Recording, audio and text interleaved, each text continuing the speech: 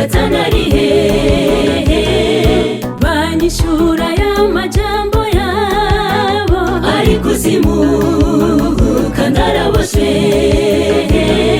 Ndababara ndumirwa ndababwira tinega amatwi mwumve. Ikuzimu ikuzimu ikuzimu ego hari ibisigabwenge, amazi n'itandukaniro ry'ubutaka n'ifu. Ibintu biteye ubwoba ubutari ubutaka nibyo bifasha isi ubona duhagararaho tukumvira komeye.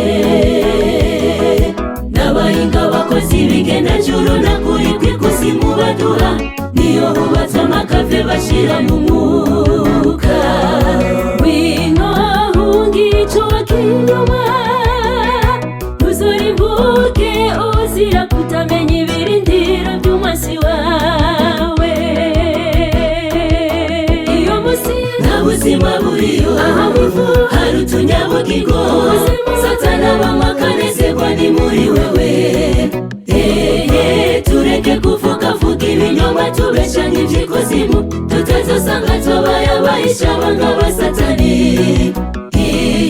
Satani ari hanze acunga cyose uwo mutima wawe, amaso nazo kwisasira umwitsango ari kure yawe. Ikuzimu iyo musi nta buzima buriyo, aha bivu hari utunyabugingo. Satani abanywa akanezerwa ni muri wewe. Tureke kuvuga ibinyoma tubeshanya iby'ikuzimu, tutazosanga twabaye abahisha abangaba Satani. Satani ari hanze acunga cyose uwo mutima wawe, amaso nazo kwisasira umwitsango ari kure yawe. Ikuzimu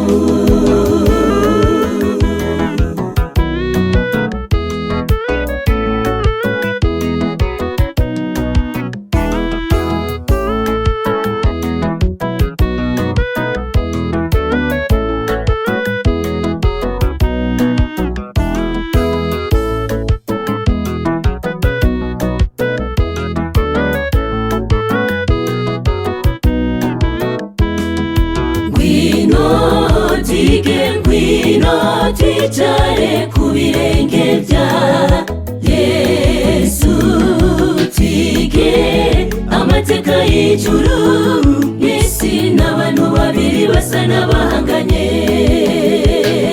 Satani amaze gucumura yakuwe ku ntebe y'icyubahiro, akororerwa ikuzimu mw'isi mureba. Kandi n'umuntu yarayiriho Yesu yitegereje uwo muntu, arababara avuga ati wese ubonye akaga. Igiriye inama yo kumucungura, haleluya mu ijuru bose bararirimba.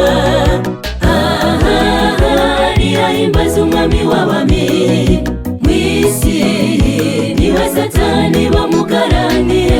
Mw'ijuru na ruhara afise na rutonama n'umugwa w'amahoro.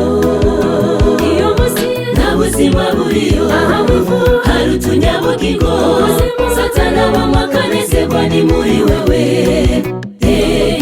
Tureke kuvuga ibinyoma tubeshanya iby'ikuzimu, tutazosanga twabaye abahisha abangaba Satani. Satani ari hanze acunga cyose uwo mutima wawe, amaso nazo kwisasira umwitsango ari kure yawe.